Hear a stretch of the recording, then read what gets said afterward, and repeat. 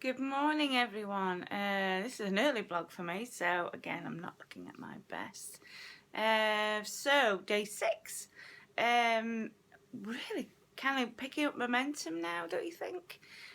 Today, we're going to talk about Christmas cards, actually. As you can see at the moment, we have them up. So we've cleverly decided we're pegging this year. I don't know about you and your household, but drawing pins, and we've tried all sorts and sticking them to the walls with blue tack and things. But we're pegging. They just seem less than normal, particularly neighbours and things.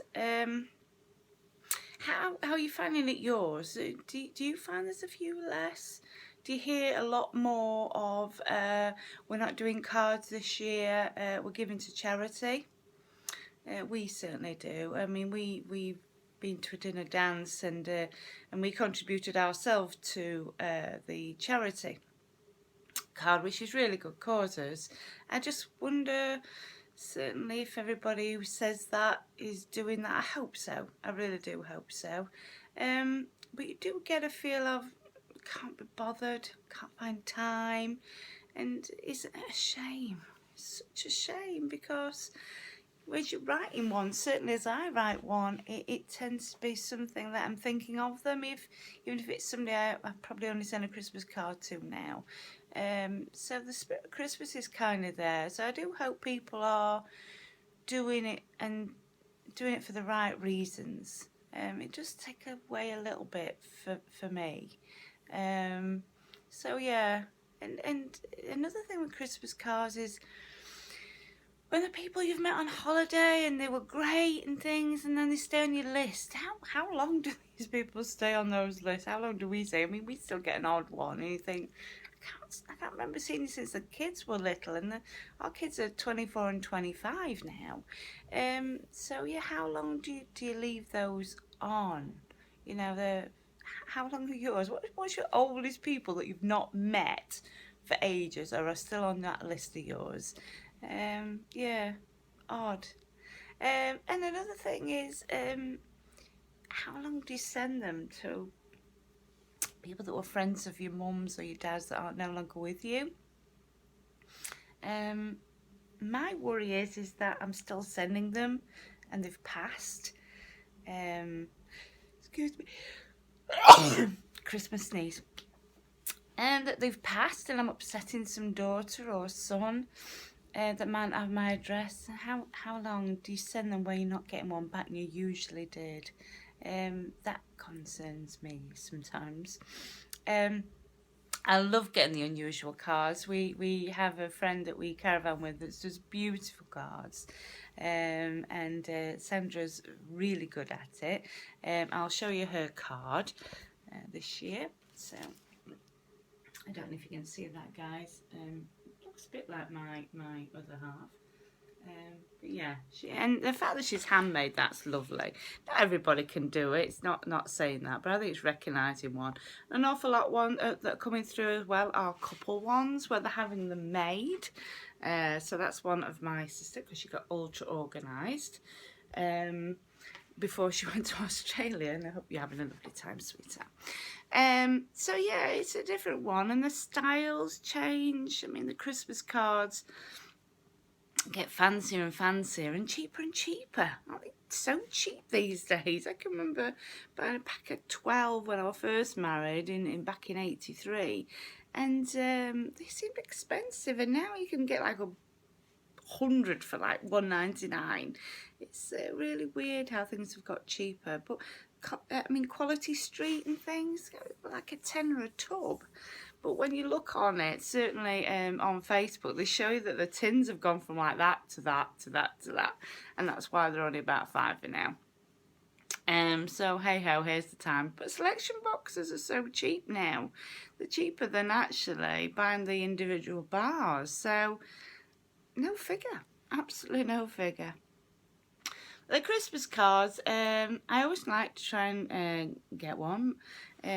I always try and get special ones for friends. This year, I've really done a blooper this year, guys. We took some pictures last pre-buffet dinner dance Christmas one last year, and we took ones on the Friday night where we always dressed up in Christmas jumpers and silly hats and things, and I took lots of pictures. And then when it came to making my friends cards, I picked one of the pictures out for the front, and then it's only when they arrived I'd realised what I'd done, and I used a snap that I thought was me and my other half, and it was actually me and a friend. So my Christmas cards have gone out with a couple on the front, and one of them's me and one of them's a partner from the other couple. So laugh about that, I'm sure. But yeah, what's the silliest thing you've done with Christmas cards? And what's your best memory about a card? My Christmas cards I kept from my mum passed.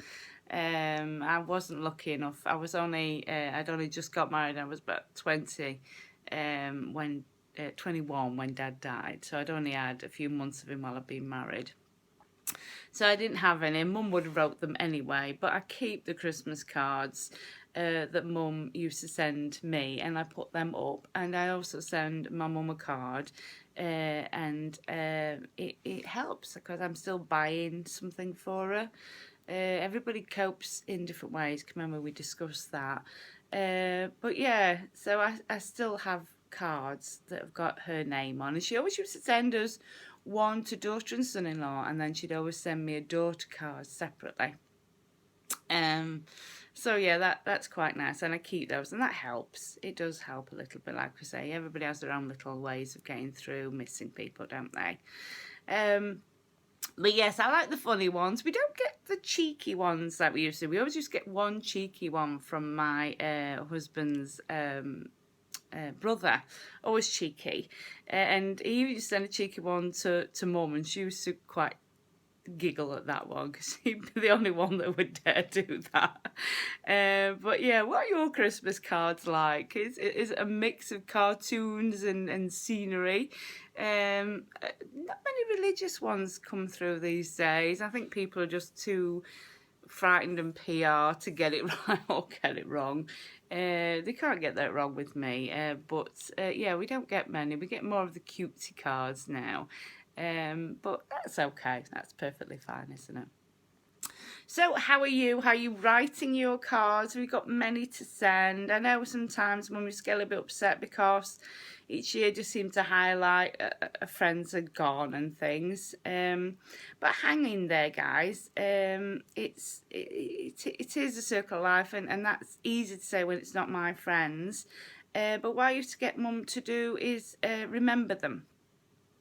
And remember who you've got left, and really own those relationships and make that special effort to make good memories with those friends.